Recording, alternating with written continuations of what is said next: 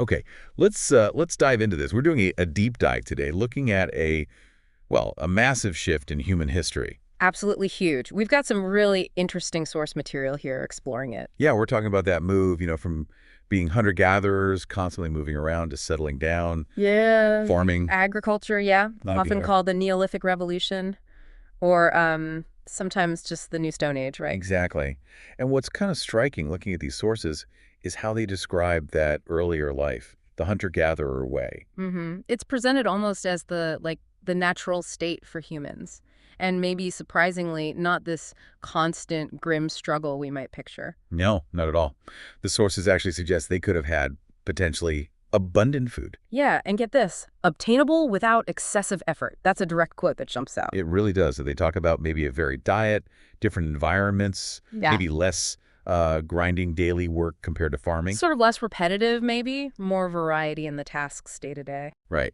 And that abundant food without excessive effort idea. That's where this gets really fascinating. And there's another piece, too.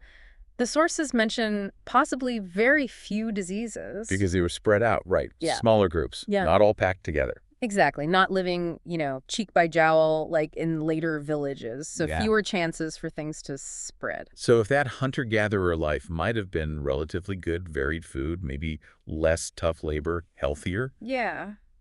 then the big puzzle these sources raise is, why give it up? Why did people all over start settling down in villages?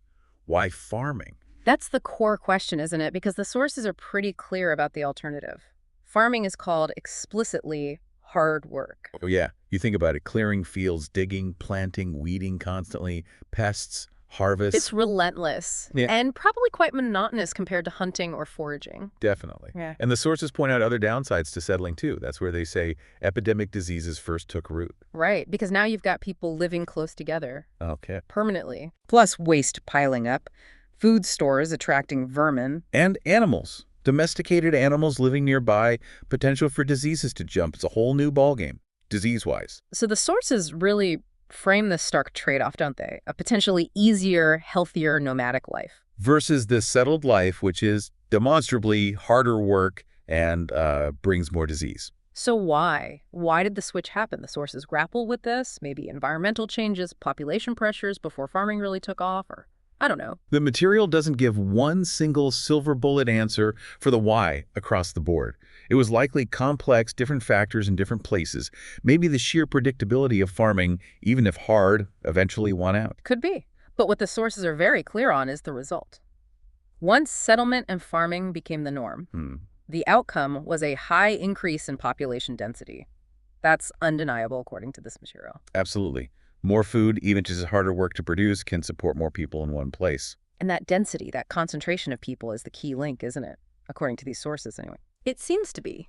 Connecting the dots in these excerpts, that New Stone Age period, it really was a major turning point. Because having more people together allows for, well, not everyone has to farm anymore. Exactly. Specialization. Suddenly you can have potters, builders, maybe leaders, people organizing things. Right. And that density, that specialization, fueled by agriculture, that's what eventually led, the sources say, to the first settled civilizations. The first towns, the first cities, complex societies, it all stems from that shift. And that's really why this deep dive matters for you, listening, understanding this fundamental change. Even though it involved moving from what the sources suggest was maybe an easier, healthier life. To one with hard work and epidemic diseases. Yeah.